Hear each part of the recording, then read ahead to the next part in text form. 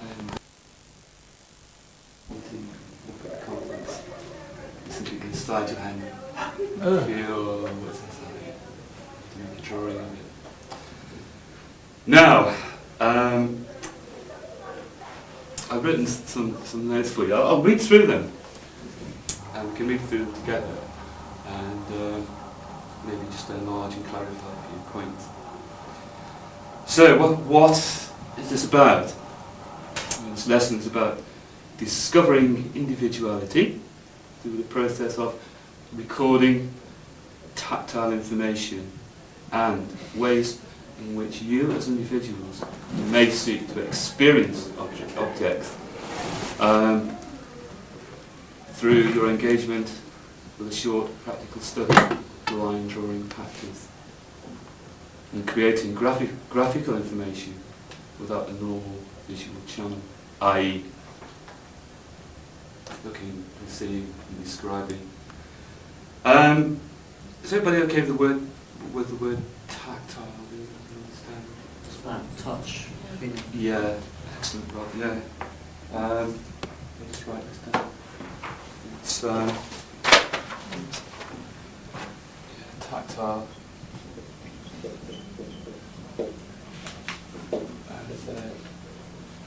And a property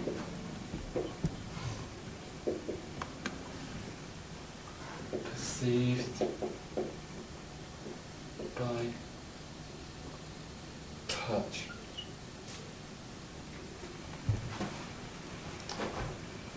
So the idea is, if we're touching things,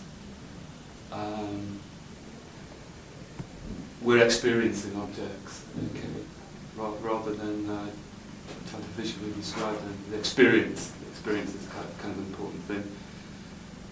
Also, recording tactile information. I mean, recording is used quite a lot within art and design. It's like sort of taking a tape recorder out of something. You know, it's just a process of harvesting information from a given source. Just to lay your mind at rest, you just think of PGCE brain, and the exercise is an ideal icebreaker activity for students new to the subject area who may be vulnerable and resistant to experimentation, i.e. there's no comparative demonstrative ability or skill primarily, so it's not about your drawing skill or your ability or your skill in art, and also your knowledge. You don't have to have any knowledge. It's best as I can explain to you. So why are we doing this exercise? Blind drawing practice removes the visual element and associated rational. I put a definition up there for everybody can see. Am I standing in the way, guys? Can you all see? Okay. Good. Yeah. Define rational as having its source in being guided by the intellect, as distinguished from experience or emotion. So I mentioned the word experience, so it kind of puts you into context, a kind of idea of experiencing things. Removes the visual element and associated rational thought process that we acquire as adults, thus enabling learners to experience, respond, and interpret objects in a fundamentally different way. These exercises are crucial for visual and intellectual growth. They're crucial to me. I do these exercises quite a lot, and to students. By engaging with this task, we are wrestling with our rational thought process and connecting to a more creative, irrational, I put in brackets there, and individual aspects of ourselves. So by making a blind drawing, your brain is actually telling you that this is completely stupid, and it's not rational for you to do. We want to put lines around things and look at things. So the idea of putting your hand in a bag and feeling stuff, it is actually quite difficult. because your brain wants to do something else. You'll find yourself looking for shapes, perhaps geometric shapes, something like that. You get this kind of gestalt thing going on where you try to associate something. So it is quite difficult. And I briefly said why this can be difficult is because Ali might kind of know about these sorts of things, but as adults we tend to mentally construct a common schemata by schemata. Okay with that word. Here it's a patternal model or outline imposed on complex reality or experience to assist in explaining it. So we adults tend to have these schematas of objects and words on unconscious library. This is how we learn as children. Most of us would make similar visual responses to the word boat or tree, for example. This kind of idea. If you ask very quickly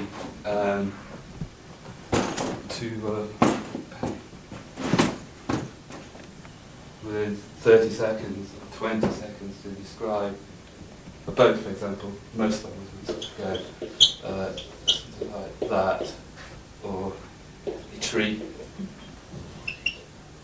Most of us, to varying degree, do very similar things. The idea that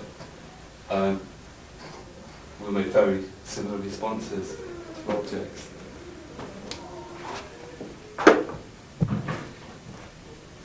Now, when we think about tactile information, can anybody think about what a tactile quality would be? Texture. Excellent, Rob. Yeah. Texture. Yeah, it's surface. Yeah. Texture of object. Weight. Weight. Yep. Mass. Volume. Yeah, good. I suppose temperature might count. Temperature. It's a really good one, though. What do you think?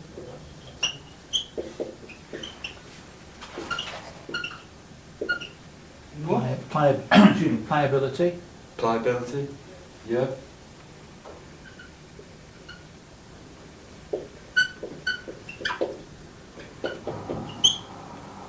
Yep. I've actually written some down here. This stuff. And there's shape, of course.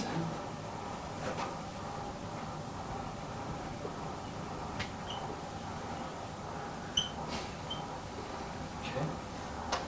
So, what I'd like to do, if you just get into groups of 2 or 3, I'll give you an object for you to share and enjoy. Thank you. I want you to feel it and squeeze it. See if you can discover some of those qualities in that object.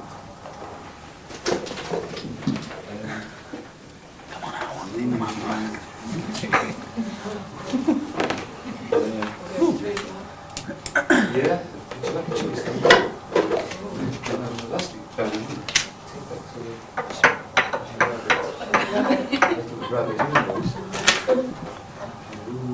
yes. Verbal association. So just to touch it and just make a couple of notes and see if you can have a little response to it.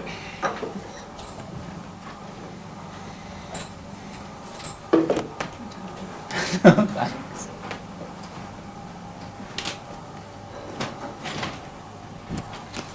Very hard, isn't it? Can you put these bags on the table? Please don't look inside them. It's important that you don't look at them, okay?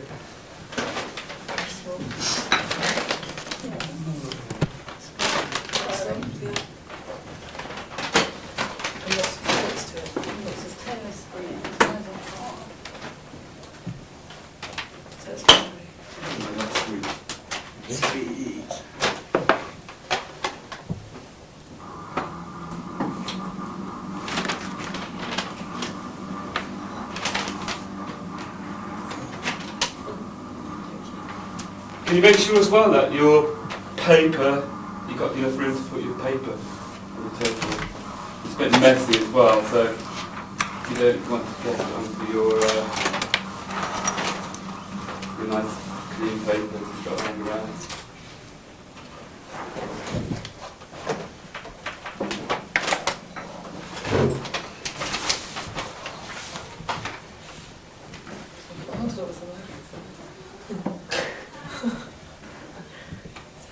Have you had enough time with your beautiful objects? Yeah. Can we name a few qualities? We start with Kelly. Smooth. Smooth. Smooth. It's hard but pliable. Yep. Good. You felt that in there. That's really good. And it's cool to touch. That's what I got. Cool as in temperature-wise, not. Yeah, that's great. That's a really good. Yeah. You're actually cool one. Yeah, that was the visitor's brain. That's actually a really good quality, actually. I didn't include that one. It's so good. Yeah. What quality of your Moo? Oh, Moo. Well, it did inspire me to think of saying Moo. I suppose it called it. I was quite struck by how it's quite a blocky object, but yeah, it kind of all the shapes are kind of smoothly joined to each other. And although it looks smooth and it's smooth, the shapes smoothly go to each other, you can actually feel the rough, the grain of the wood, and that's especially the tail. Yeah, it's quite in contrast to the rest of it. Yeah, good. Excellent. Jeremy? Favourite? Yeah.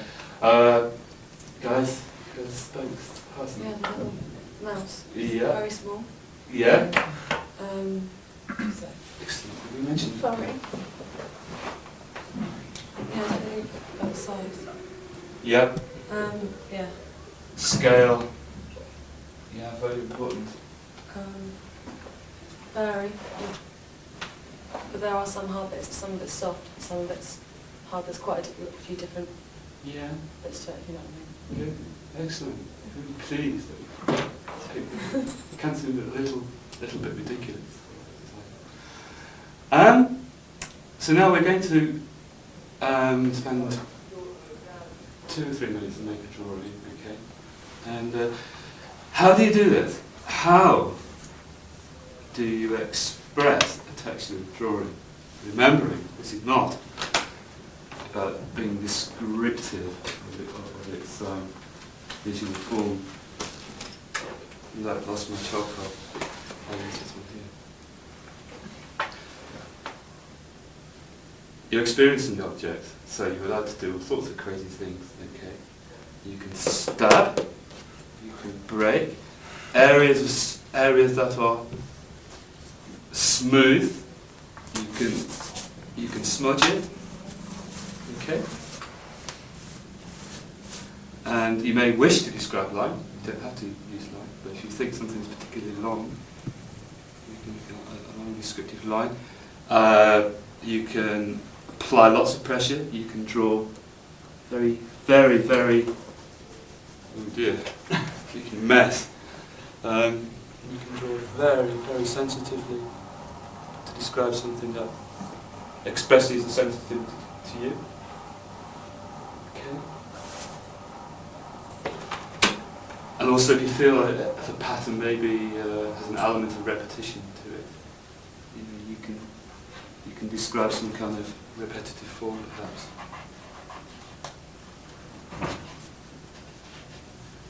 Okay. So are we actually looking to make an abstract drawing here, or we just try and represent what we think's in the bag? You try to make an association with it, which is an experience, so it's not about being descriptive.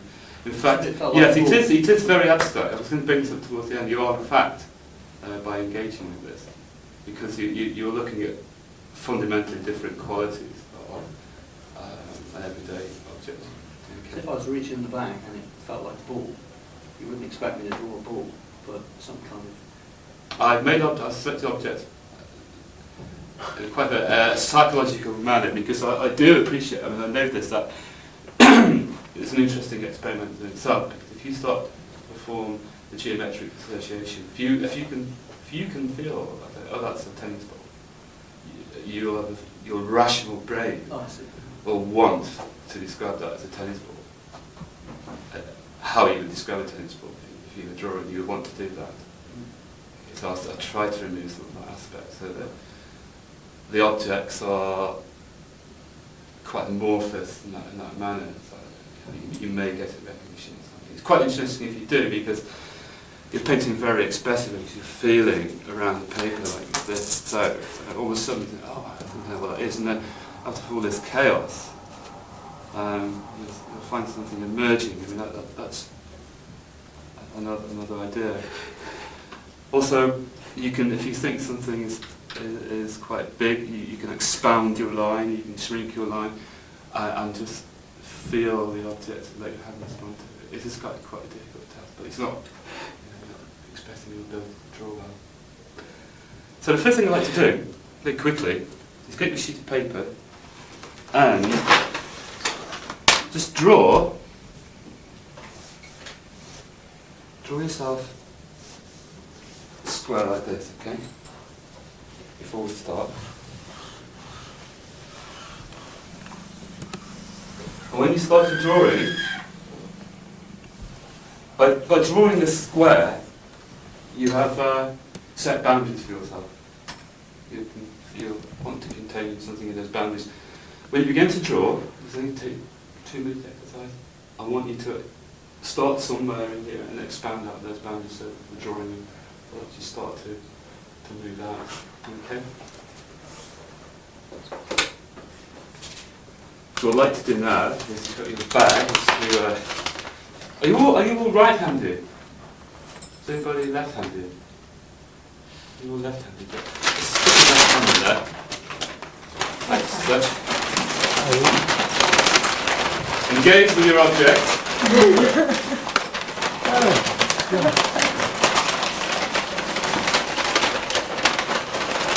Engage. Feel. Okay. You're okay with that, yeah? You're okay with your object. Good.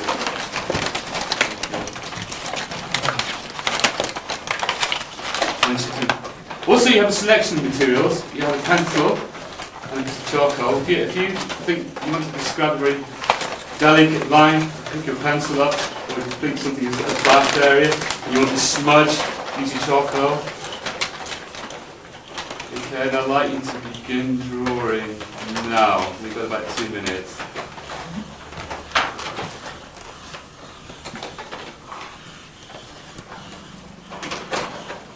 Think about how you can articulate what you're feeling.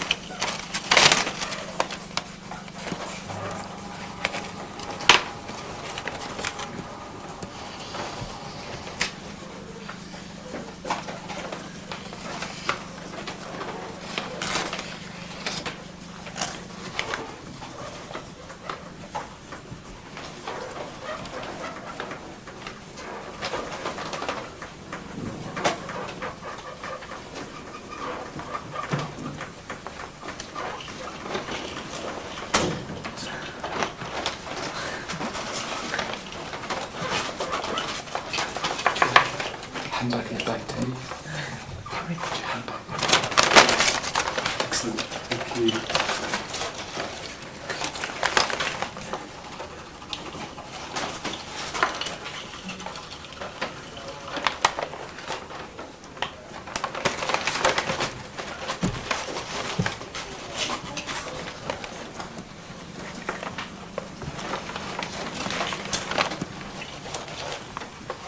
Okay, we can stop there. I've just been walking around and I'm really pleased how you've engaged with that.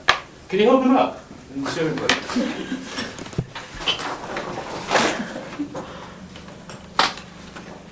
Excellent. I think that's really good. Would you be surprised to know that you all have the same objects? No way. And that you... First of all, I would ask you to draw from a representation, visually draw the image. You would have come up with very similar idea. So you are tapping into the part of the creativity.